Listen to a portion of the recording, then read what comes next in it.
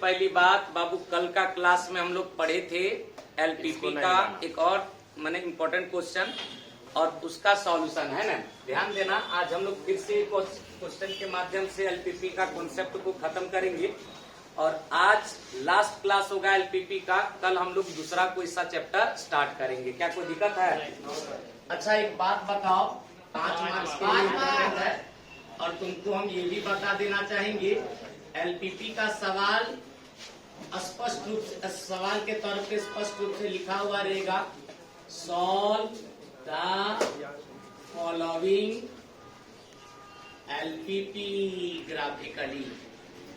Solve the following LPP graphically कहा जाएगा, दिए गए एलपीपी का सवाल को ग्राफीय विधि से हल करिए। कौन सा विधि से? ग्राफीय विधि से। ध्यान देना दोस्त, कहानी क्लियर होगा। अच्छा, हमारा एग्जामिनेशन का क्वेश्चन पेपर का सबसे लास्ट क्वेश्चन यही होगा और भाई यहाँ पे सवाल में कहा जाएगा, दिए गए एलपीपी का सवाल को ग्राफीय विधि से हल करिए। कौन सा विधि से? सवाल में लिखा हुआ रहेगा मैक्सिमाइज जेड बराबर मैक्सिमाइज जेड बराबर 5x plus 3y 5x plus 3y और सब्जेक्ट टू के रूप में लिखा हुआ रहेगा। क्या लिखा हुआ रहेगा? थोड़ा समझने का प्रयास करना भाई। लिखा हुआ रहेगा 3x plus 5y is less than और इक्वल टू 15 और दूसरा लीनियर इन इक्वेशन के रूप में लिखा हुआ रहेगा 5x plus 2y is less than और इक्वल टू 10। यहाँ पे लिखा हुआ रहेगा x is always greater than equal to 0, y is always greater than और इक्वल टू 0। भाई इस तरह का जब भी क्वेश्चन आए हम लोग तरीके से बनाएंगे। अच्छा, जब भी एलपीपी का सवाल आए, सवाल को हम सब भाई 5 स्टेप में बनाएंगे। क्या स्टेप? बाबू रूल का स्टेप 1 कहता है, सबसे पहले दिया गया डेटा का लिस्ट बनाइए। रूल का स्टेप नंबर 2 कहता है, प्रत्येक लीनियर इन इक्वेशन के लिए पॉइंट निकालिए। क्या निकालिए भाई? स्टेप नंबर 3 कहता है, ग्राफ बनाइए। क्या बनाइए? और स्टेप नंबर 4 कहता है, यदि किसी कॉर्नर पॉइंट का कोऑर्डिनेट नहीं पता हो, यानी यदि किसी सॉल्यूशन रीजन या फिर फिजिबल रीजन का किसी कॉर्नर पॉइंट का कोऑर्डिनेट ना पता हो तब कोऑर्डिनेट को कैलकुलेट करिए। क्या करिए? रूल का स्टेप नंबर 5 आता है, कहता अंत में टेबल के माध्यम से ऑब्जेक्टिव फंक्शन का मैक्सिमम अथवा मिनिमम निकालिए। क्या कोई दिक्कत है बॉस? ध्यान देना, हम लोग स्टेप बाय स्टेप काम करेंगे। क्या कोई दिक्कत है बॉस? अच्छा ध्यान देना दोस्त, सबसे पहली बात यहाँ पे कहा जा रहा, दिए गए एलपीपी का सवाल को ग्राफीय विधि से हल करिए। कौन सा विधि से? बाबू सवाल में क्या कहा जा रहा है? कहा जा रहा है, दिया गया लीनियर इन इक्वेशन का सहारा लेकर के, दिया गया लीनियर इन इक्वेशन को यूज करते हुए, इस्तेमाल करते हुए आप दिए गए ऑब्जेक्टिव फंक्शन z बराबर 5x प्लस 3y का मैक्सिमम बताइए। क्या बताइए? मैक्सिमम। अच्छा, जब भी इस तरह का सवाल आए स्टेप बाय स्टेप काम करेंगे दोस्त। रूल का स्टेप नंबर 1 क्या कहता है? रूल का स्टेप नंबर 1 कहता है, सबसे पहले दिया गया डेटा का लिस्ट बनाइए। क्या बनाइए? यहाँ पे सबसे पहले लिखेंगे गिवन। क्या लिखेंगे दोस्त? दिया गया है। क्या दिया गया है भाई? मैक्सिमाइज जेड बराबर, बोलेगा बॉस, मैक्सिमाइज जेड बराबर 5x प्लस 5x प्लस और सब्जेक्ट टू के रूप में दिया गया है। क्या दिया गया है बॉस? फटाक से बता दो।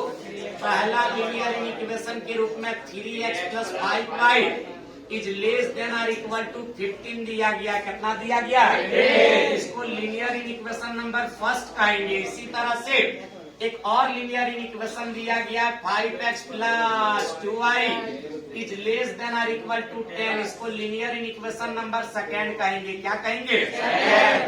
बाबू यहाँ लिखा हुआ है x is always greater than equal to 0, y is always greater than और इक्वल टू 0। सभी को पता होना चाहिए ये x is always greater than equal to 0, y is always greater than equal to 0 का मतलब फर्स्ट क्वाड्रेंट। कौन सा क्वाड्रेंट?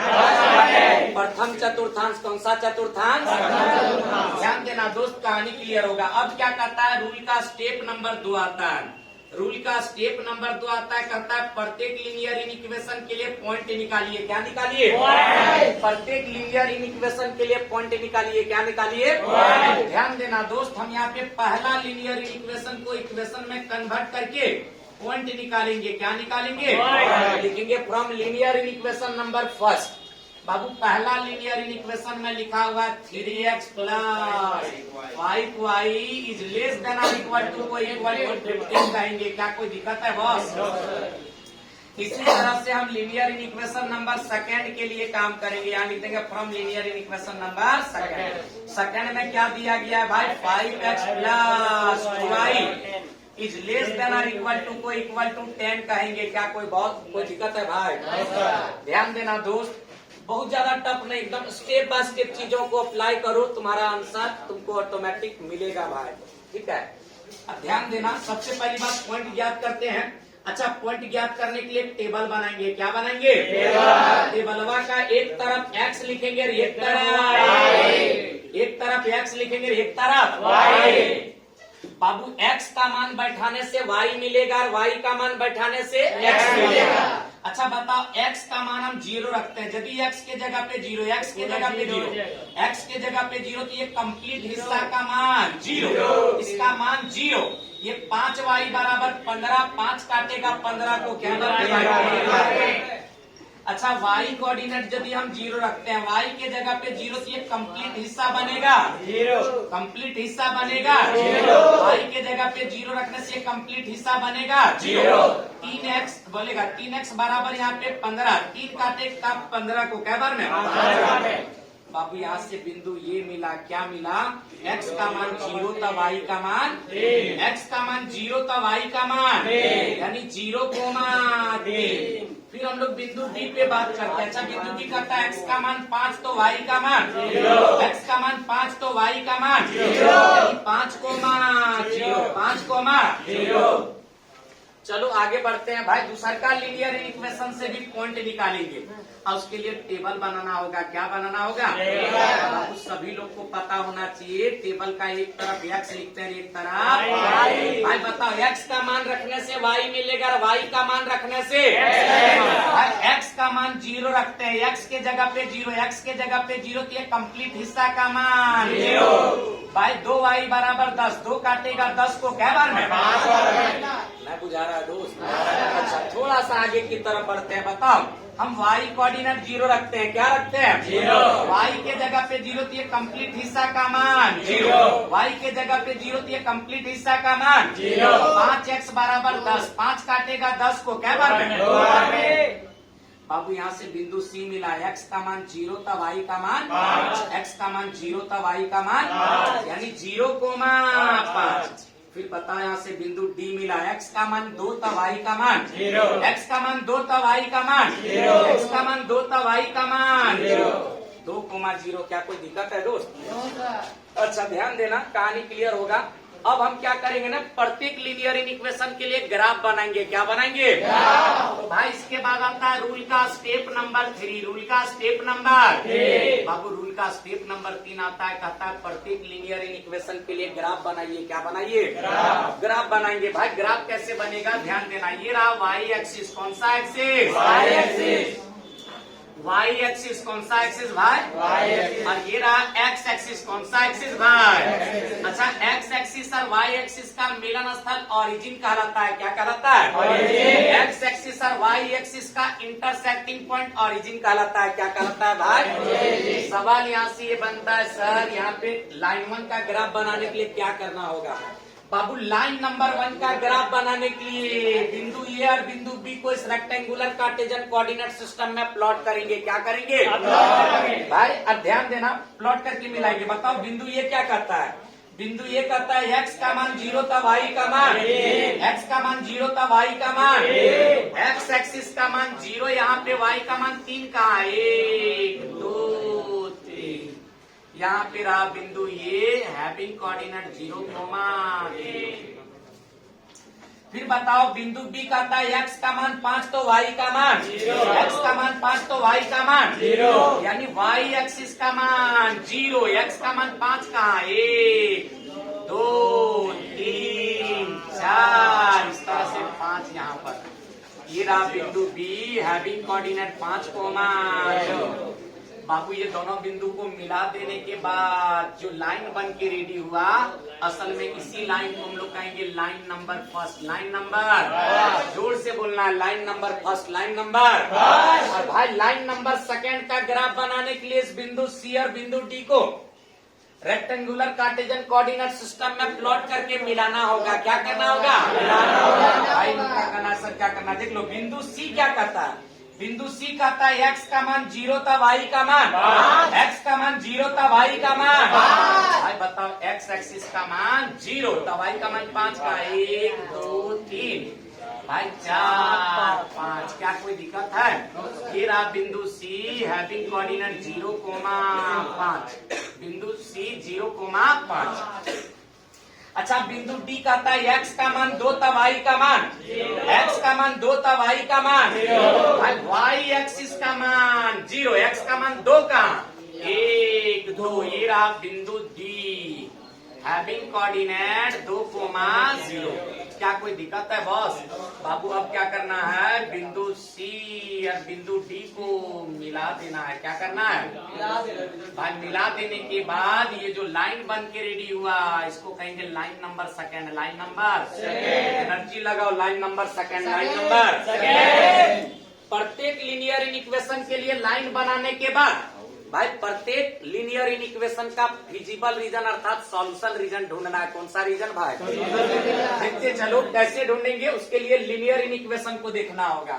भाई पहला लाइन के लिए फिजिबल रीजन ढूंढना है, तो पहला लाइन का इन इक्वेशन को देखेंगे। यहाँ पे बताओ क्या लिखा हुआ? 3x + 5y is less than और इक्वल टू 15।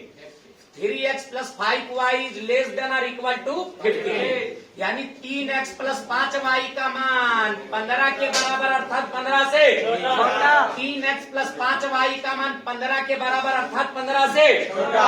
3x + 5y का मान 15 के बराबर अर्थात 15 से भाई 3x + 5y का मान 15 के बराबर, यहाँ पे 15 से छोटा नीचे के ऊपर, यानी ओवरऑल लाइन नंबर 1 जो है वो नीचे की तरफ रंगेगा, ओरिजिन की तरफ रंगेगा। क्या कोई दिक्कत है बॉस? बोलना पड़ेगा। क्या कुछ दिक्कत है भाई? हम लाइन नंबर 2 का नेचर पता करना चाहते हैं। लाइन नंबर 2 का इन इक्वेशन को देखेंगे बाबू। लाइन नंबर 2 का नेचर देखना चाहते हैं। लाइन नंबर 2 ओरिजिन की तरफ रंगेगा कि दूर रंगेगा, इस चीज को जांचने के लिए लाइन नंबर 2 का इन इक्वेशन देखेंगे। अच्छा लाइन नंबर 2 में लिखा हुआ है 5x + 2y is less than और equal to 10। 5x + 2y is less than और इक्वल टू 10, यानी 5x + 2y का मान 10 के बराबर अर्थात 10 से 5x + 2y का मान 10 के बराबर अर्थात 10 से बाबू 5x + 2y का मान 10 के बराबर, यहाँ 10 से छोटा नीचे की ऊपर, यानी ये लाइनवा नीचे की तरफ रंगेगा। किधर रंगेगा दोस्त? समझ में आ रहा है दोस्त? बोलना है, समझ में आ रहा है दोस्त? बाबू कहा जाता है वो रीजन जकरा दोनों लाइनवा रंगता हो, वो क्षेत्र जिसको दोनों लाइन रंगता हो कहलाता है फिजिबल रीजन अर्थात फिजिबल रीजन अर्थात फिजिबल रीजन अर्थात। आपको बताओ कौन सा क्षेत्र को दोनों लाइन रंग रहा है भाई? भाई इस क्षेत्र की बात करें तो इसको एक भी लाइन नहीं रंग रहा है। इस क्षेत्र की बात करें तो इसको केवल लाइन 2 रंग रहा है। इस क्षेत्र की बात करें तो इसको केवल लाइन 1 रंग रहा है। इस क्षेत्र की बात करें तो कुछ दूर तक लाइन 1 और कुछ दूर तक लाइन 2, कुछ दूर तक लाइन 1 और कुछ दूर तक लाइन 2। तो यही रीजन कहलाएगा फिजिबल रीजन अर्थात। इसको घेर देंगे, हाँ ना बोल भाई? रंग देंगे, शेडेड कर देंगे, छायांकित कर देंगे। क्या कोई दिक्कत है बॉस? और ये जो छाया किया हुआ भाग है इसी को हम लोग कहते हैं सॉल्यूशन रीजन अर्थात फिजिबल रीजन। सॉल्यूशन रीजन अर्थात फिजिबल रीजन। भाई क्वेश्चन बनाने में दिक्कत होगा क्या? तो स्टेप बाय स्टेप चीजों को आगे लेके चलना है। भाई कहता क्या है, थोड़ा समझने का प्रयास करो। भाई कहता है अब सॉल्यूशन रीजन और फिजिबल रीजन मिलने के बाद यदि किसी कॉर्नर पॉइंट का कोऑर्डिनेट नहीं पता तो अगर कोऑर्डिनेट हम लोग पता करेंगे। क्या करेंगे? ऐसा कौन करता है भाई? रूल का स्टेप नंबर 4 करता है। रूल का स्टेप नंबर 4 करता है यदि सॉल्यूशन रीजन का कोई सा भी कॉर्नर पॉइंट का कोऑर्डिनेट ना पता हो तो कोऑर्डिनेट को पता करेंगे। क्या करेंगे? बाबू बताओ यहाँ पे सॉल्यूशन रीजन काय को कॉर्नर पॉइंट से घिर रहा है? ए से घिर रहा है, ओ से घिर रहा है, डी से घिर रहा है और एक और यहाँ पे बिंदु आएगा जकर नाम नहीं पता है, जकर नाम ई रख देते हैं और ये ओरिजिन है। हाँ ना बोल भाई? बाबू बताओ कौन सा कॉर्नर पॉइंट का कोऑर्डिनेट नहीं पता है? ए का कोऑर्डिनेट पता है और ओरिजिन का भी कोऑर्डिनेट पता है 0,0 और डी का भी कोऑर्डिनेट पता है। ई का कोऑर्डिनेट हमको पता नहीं है तो हम लोग ई का कोऑर्डिनेट पता करेंगे। भाई स्टेप नंबर 4 के अंतर्गत यहाँ लिख देंगे for calculation of E. For calculation of E बाबू बिंदु ई का कैलकुलेशन करेंगे। बिंदु ई का कोऑर्डिनेट को ज्ञात करने का प्रयास करेंगे। अच्छा बताओ बाबू बिंदु ई ककर टकराए से बना है? लाइन 1 और लाइन 2। बिंदु ई ककर टकराए से बना है? लाइन 1 और लाइन 2। बिंदु ई लाइन 1 और लाइन 2 का इंटरसेक्टिंग पॉइंट है। अर्थात यहाँ से पता चला यदि लाइन 1 और लाइन 2 को हम हल कर दें तो बिंदु ई मिलेगा। क्या मिलेगा? यहाँ पे थोड़ा समझने का प्रयास करना। बिंदु ई मिलेगा। क्या मिलेगा भाई? लिख देंगे on solving equation number 1 and equation number 2 line 1 और लाइन 2 का इक्वेशन को हल करने से। लेकिन हल करते समय एक विशेष बात पे ध्यान देना है बॉस, यहाँ पे इक्वेशन बैलेंस नहीं है तो इसको बैलेंस करना होगा। ध्यान देना दोस्त, बैलेंस कैसे करते हैं सभी लोग को पता होगा। यहाँ वाला x का कोफिशिएंट 5 जाकर के इसमें गुना होगा और यहाँ पे जो x का कोफिशिएंट 3 है वो आकर के इसमें गुना होगा। यानी समीकरण 1 को 5 से गुना करते हुए और समीकरण 2 को 3 से गुना करते हुए हल करने पर हमें प्राप्त होगी। क्या प्राप्त होगी भाई? थोड़ा बैलेंस करो और बताओ क्या होगा। 3x को 5 से गुना करेंगे, 3 बचे 15x। फिर बताओ 5y को 5 से गुना करेंगे, 5 बचे 25y। और बाबू यहाँ पे लेस देन और इक्वल टू को इक्वल टू 15 बचे। यहाँ पे बताओ सेकंड लीनियर इक्वेशन भाई 5x को 3 से गुना करेंगे, 5 किया 15x और 2y को 3 से गुना करेंगे, 2 किया 6y और बराबर में यहाँ पे बताओ 10 को 3 से गुना करेंगे तो 10 किया 30। क्या कोई दिक्कत है बॉस? बाबू बताओ यहाँ प्लस का चिन्ह कर देंगे माइनस, प्लस का चिन्ह कर देंगे माइनस, प्लस का चिन्ह कर देंगे माइनस। अरे भाई बताओ 15x और 15x चला जाएगा क्या? 25y में 6y चला जाएगा, 19y और बराबर बताओ 75 में 30 चला जाएगा। कितना भाई? 19 इधर गुना इधर जगह क्या होगा भाई? y बराबर यहाँ से निकल के आया 45 बटा कितना भाई? y का मान निकल के आया। अब हमको x निकालना है। क्या निकालना है दोस्त? बाबू ये जो y का मान निकल के आया इसको हम समीकरण नंबर 1 या तो समीकरण नंबर 2 में रखेंगे तो क्या मिलेगा? x मिलेगा। क्या मिलेगा दोस्त? ध्यान देना भाई, कहानी क्लियर होगा। लिखते हैं फ्रॉम इक्वेशन नंबर 1। बाबू पहला समीकरण में लिखा हुआ है, क्या लिखा हुआ है भाई? 3x plus 5y is equal to कितना भाई? 15। यहाँ पे बता दो भाई 3x प्लस 5 इंटू वाई के बदले y का मान बोलो 45 बटा 19। यहाँ पर लिख देंगे 45 बटा 19 और बराबर में 15। क्या कुछ दिक्कत है बॉस? अच्छा ये 3x जैसे के अब 45 पचे 225 और बटा 19 ये प्लस न उधर जगह क्या माइनस 15 माइनस में हो जाएगा 225 बटा 19। बाबू यहाँ पे एक है, बताओ 3x इज इक्वल टू। अच्छा 1 और 19 का एलसीएम जब निकालेंगे तो 19 ये 19 जाएगा 15 से गुना होकर के हो जाएगा 285 माइनस 1 जाएगा 225 से गुना होकर के हो जाएगा 225। 285 में 225 चला जाएगा तो 60 और बटा 19। बाबू ये 3 काटेगा 7 को कै बार में? 20 बार में। यहाँ से पता चला भाई x बराबर निकल के आया 20 बटा x का मान निकल के आया 20 बटा। अब जैसे ही ये निकलता है हम लोग बिंदु ई यहाँ पे ज्ञात कर चुके हैं भाई। बिंदु ई के रूप में x कोऑर्डिनेट यहाँ पर मिला 20 बटा 19 और y कोऑर्डिनेट यहाँ पे 45 बटा 19। बोलना है दोस्त 45 बटा। थोड़ा सा गौर करना है, देखते हैं अगला कहानी में क्या है। इतना करने के बाद यहाँ से ई का कोऑर्डिनेट मिल गया 20 बटा 19, फिर कोमा में 45 बटा 19। अब क्या करना है बॉस? रूल का स्टेप नंबर 5 लगाना है। रूल का स्टेप नंबर बाबू, रूल का स्टेप नंबर 5 क्या कहता है, थोड़ा समझने का प्रयास करना। रूल का स्टेप नंबर 5 कहता है आप एक बेहतरीन सा टेबल बनाइए। क्या बनाइए? टेबलवा बनाते क्रम में एक तरफ रखिए कॉर्नर पॉइंट्स। क्या रखिए? और एक तरफ रखिए मैक्सिमाइज जेड बराबर, मैक्सिमाइज जेड बराबर, मैक्सिमाइज जेड बराबर, मैक्सिमाइज जेड बराबर यहाँ पे दे रखा है ऑब्जेक्टिव फंक्शन के रूप में। क्या दे रखा है बताओ? 5x plus 3y, 5x plus 3y। बाबू हमको क्या करना है? प्रत्येक कॉर्नर पॉइंट पे यहाँ पे क्या करना है? ऑब्जेक्टिव फंक्शन का वैल्यू निकालना है। बताओ पहला कॉर्नर पॉइंट क्या है? ए, दूसरा ओ और तीसरा डी और चौथा ई।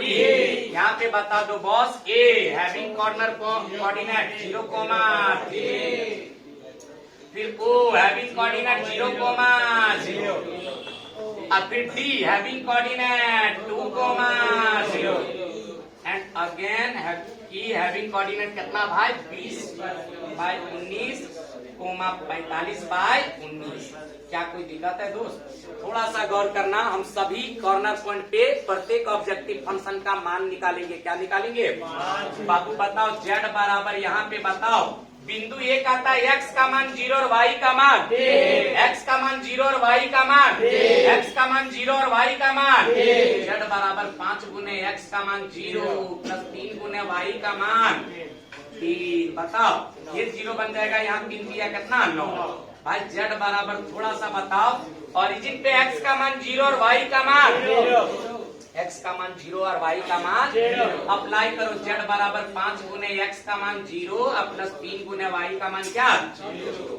भाई ये कंप्लीट का मान 0 निकल के आएगा। z बराबर यहाँ पे बताओ d कहता है x का मान 2 और y का मान 0। 5 गुने x का मान 2 और प्लस 3 गुने y का मान 0 बराबर यहाँ पे 5 दूनी कितना भाई? 10। अच्छा z बराबर यहाँ पे बता दो 5 गुने x का मान 20 बटा 19 प्लस बाबू 3 इंटू y का मान 45 बटा 19। हम डायरेक्ट जोड़ करके बोलते हैं बॉस। नीचे वाला जब सेम रहे तो ऊपर वाला डायरेक्ट जोड़ता है। 20 25 100, अब 45 दिया 135, 135 और 100 जुड़ करके 235। और भाई 235 यहाँ से निकल के आया। बोलना z बराबर निकल के आया 235/19। कितना भाई? अच्छा 235 को 19 काटेगा कितना बार में बॉस? फटाक से बोलो। 12.36 बार में 12 देख लेना करके 12.36 आएगा। बाबू बताओ अब ये सभी वैल्यू में से मैक्सिमम कौन है? मैक्सिमम कौन है? 12.36। तो यहाँ लिख देंगे मैक्सिमम z बराबर बाबू z का मैक्सिमम वैल्यू निकल के आया 12.36। और कौन सा कॉर्नर पॉइंट पर भाई? ई पर हैविंग कोऑर्डिनेट 20 बटा 19, 45 बटा 19। जब यहाँ पर कर लेते हो इतना करने के बाद इसको घेरा मार के रख देना है, बॉक्स में बंद कर देना है। ये रहा तुम्हारा फुल एंड फाइनल आंसर। यदि इतना काम करते हो तो यहाँ से तुमको मिलेगा 5 मार्क्स। कितना मार्क्स? 5 मार्क्स। भाई कुछ नहीं है, केवल तरीका से तुमको सॉल्व करना है क्वेश्चन। और ये सभी सवाल एक ही पैटर्न पे बनता है ना भाई? तो कहा जाता है अगर मैथ्स पहाड़ है तो हम भी मांझी हैं, जब तक तोड़ेंगे नहीं तब तक छोड़ेंगे। भाई परिंदों से भी ऊंची उड़ान हमारी होगी, एक बार नहीं कई बार होगी। चल रहा होगा जमाने में जब हारने का दौर, तुम देखना मेरे दोस्त, जीत हमारी उसी दौरान होगी। आज हम लोग स्टॉप करते हैं, मिलेंगे नया कहानी के साथ कल। बाबू कल का क्लास बिल्कुल भी मिस मत करना, ठीक है? कल बहुत ज्यादा इंपॉर्टेंट होगा।